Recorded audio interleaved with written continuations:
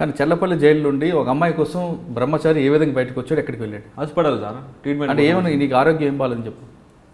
డాక్టర్తో మాట్లాడితే అయిపోతుంది సార్. డాక్టర్ పెన్ను వాటి రాసిందంటే ఎవరు అబ్జెక్షన్ ఉండే కదా సార్, పంపిస్తారు, ఎస్కార్డ్ ఇచ్చి పంపిస్తారు. ఏ హాస్పిటల్కి వచ్చావు?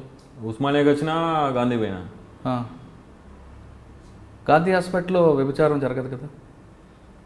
డబ్బులు లేని వాళ్ళకి సార్, డబ్బులు ఉంటే అన్ని సెట్టింగ్లు జరుగుతాయి సార్. అంటే హాస్పిటల్ పబ్లిక్గా వార్డ్ రూమ్లో అలాగే జైలు వార్డు ఉంటుంది కదా? ఇప్పుడు అడ్మిట్ అయితే జైలు వాడు సార్. అడ్మిట్ కాకపోతే మామూలుగా చెకప్ ఒక అర్ధ గంట సేపు వెయిటింగ్ అంటే మన ఇష్టం. అక్కడ పక్కకు కూర్చోవచ్చు, వాళ్ళు లోపల కూర్చోవచ్చు. ఇప్పుడు ఎవరైనా ఇట్లా మనకు తెలుసా, ఇప్పుడు ఎవరైనా వచ్చి నేను చెప్తా ఇలా పలానా వాళ్ళు సార్ ఫోన్ చేసుకోవాలి, మీకు ఏమంటే చూసుకుంటా అని చెప్పండి సరే అని చెప్పి ఫోన్ ఇస్తారు. వచ్చి కూర్చొని మాట్లాడుతుంది. ఎవరైనా చెప్తే అక్కనో చెల్లెనో మరదలో గిరదలో అని చెప్తాను నేను. చెప్పిన తర్వాత ఉన్న విషయం చెప్తా, ఇన్ని రోజులు అవుతాను సార్ నాకు ఇది అవుతుంది అంటే సరే ఇష్టం, కానీ మమ్మల్ని బాధం చేయకు, మరీ ఇంత చేయకని చెప్పి చెప్తారు. వాళ్ళకి అమౌంట్ ఇచ్చేసా అయిపోయా, ఇంకేం. కానీ మరి రూమ్ కావాలి కదా? రూమ్ ఎక్కడ ఉంది సార్, ఎందుకు దొరికాయి? అంటే గాంధీ హాస్పిటల్లోనేనా, ఉస్మానియాలోనా? ఆడదున్నాయి, ఈడ ఉన్నాయి. కోర్టు పోయినప్పుడు కూడా చేసిన సార్ నేను. కోర్టు పోతే 5,000 ఇచ్చేది నేను. ఇచ్చేది కారు తీసుకొని వచ్చేది మా వాళ్ళు.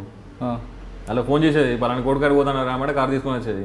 కోర్టు అయిపోయిన తర్వాత అప్పుడు మన ఇవి ఉండే కదా సార్, ఇప్పుడు వైట్ గ్లాసులు ఉన్నాయి, అప్పుడు ఫిలిం ఉండే కదా, లోపల మంచిగా ఉంటే ఎవరు కనిపించకపోయేది. ఆ కారు పక్కన పెట్టేది కోర్టు గోడకి ఇట్లా. గంట సేపు ఉండేది. వాళ్ళు వచ్చిన తర్వాత బిర్యానీ వాళ్ళకి మంది ఇప్పించేది, 5,000 ఇచ్చేది. అంటే డబ్బులు ఉంటే జైల్లో ఏదైనా చేయొచ్చు, ఏదైనా చేయొచ్చు సార్. లోపల నుంచి మర్డర్లు చేయవచ్చు, ఇంకా కేసులు చేయవచ్చు, ఏమైనా చేయవచ్చు.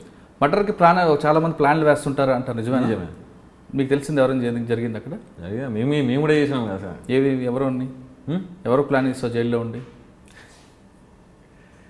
చెప్పి 3-4 టార్గెట్ పెట్టుకున్నా సార్. వాళ్ళు బయటకు వచ్చిన తర్వాత వేద్దామని చెప్పి అనుకున్నా. వాళ్ళ ఇన్ఫర్మేషన్ మొత్తం తెలుసుకున్నా. వాళ్ళు ఎంబడిన రోజులతో మాట్లాడేది రోజు నేను ఫోన్లో.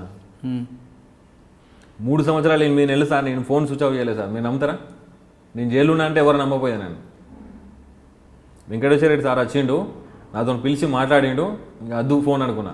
ఎందుకంటే మనం లంగలమో దొంగలమో సార్. ఒక ఆఫీసర్ మనల్ని పిలిచి నీ బాధ ఏంటి, నీ పరిస్థితి అని చెప్పి మాట్లాడిండు. మా అమ్మ నేను జైల్లో ఉన్నప్పుడు చనిపోయింది సార్. నాకు కళ్ళకు నీళ్ళు రాలే, నాకు అదృష్టం లేదు, చూసే అదృష్టం లేదు, చనిపోయిందని చెప్పి అనుకున్నాను. ఆ సార్ నాతో 5 నిమిషాలు మాట్లాడిన తర్వాత నా కళ్ళలో నీళ్ళు వచ్చినాయి. నేను పోయి కూర్చొని నాకు స్మోకింగ్ అలవాటు ఉన్నాయి, ఒక 4-5 సిగరెట్ల దాకా ఆలోచించిన నేను. వద్దు, చెడునికి మనం చెడు పని చేసినా మంచిగా, కానీ మంచోనికి మనం మగదోనం చేయొద్దని చెప్పని ఫోన్ తీసేసిన సార్ నేను. అంటే నా దగ్గర పెట్టుకోపోయేది. ఇప్పుడు వేరే వాళ్ళ దగ్గర నుంచి ఉంటే ఎప్పుడైనా పోతే అవసరం ఉంటే పోయి మాట్లాడుకొని వచ్చేది, కానీ నేను ఫోన్ మెయింటైన్ చేస్తూ బంద్ చేసిన నేను. అంటే 3 సంవత్సరాలు కంటిన్యూ చల్లపల్లి 3 సంవత్సరాలు 8 నెలలు సార్ ఫోన్ మాట్లాడుతూనే ఉన్నాను. ఫోన్ స్విచ్ ఆఫ్ చేయలేదు సార్ నేను. కానీ మధ్యలో పోలీసులు తనిఖీలు, జైలు వార్డులు తనిఖీలు దొరుకుతుంటాయి కదా సార్. జైల్లో 100 రూపాయలు దొరికితే ఏం తెలియని తీసుకుపోయి కొట్టి సింగల్ వేసి వాళ్ళు ఇంటర్వ్యూకి అడిగేస్తారు. అది జైలు రూల్, అది మాన్యువల్. అది నా జేబులో నేను లోపల నుంచి బయటకు వచ్చేటప్పుడు పైసలు పెట్టుకొని వచ్చేది, బయట నుంచి లోపల పోయేటప్పుడు పైసలు పెట్టుకొని వచ్చేది. నా జేబులో చేయి పెట్టకపోతే నా దగ్గర రాకపోయేది ఎవరు. అంటే 3 సంవత్సరాలు 8 నెలలు ఎంతమందికి పథకం వేసావు అంటే చంపడానికి? 3 మనుషులు ఉండేదా, వాళ్ళను ఈజీ మర్డర్ చేసి నేను ఈ సిటీకి డాన్ ఇద్దామనుకున్నా. అంటే నా ఆలోచన అప్పుడు అట్లా ఉండే, ఈ సార్ రాకపోతే. అంటే సార్ రాకపోయి ఉంటే ప్లాన్ చేసి సక్సెస్ అయ్యేది. ఓకే. అంటే బీలాగా ఎంతమంది ఇంకా ప్లాన్లు వేసేవారు సెల్ ఫోన్ వాడుతూ? అప్పట్లో పరిటాల రవి మర్డర్ కూడా జరిగింది కదా సార్, మీ జైలు నుంచి జరిగినట్లు? జైలు నుంచి జరిగింది సార్. అది మీకు తెలుసా? తెలుసు, కానీ మాకు అంత పరిచయం లేకుండా సార్. అంటే బీలాంటి గ్యాంగే కదా అది. For more videos, subscribe to iDream. And loads of fun entertainment and content, do watch iDreams. Do subscribe iDream Media. Please subscribe iDream.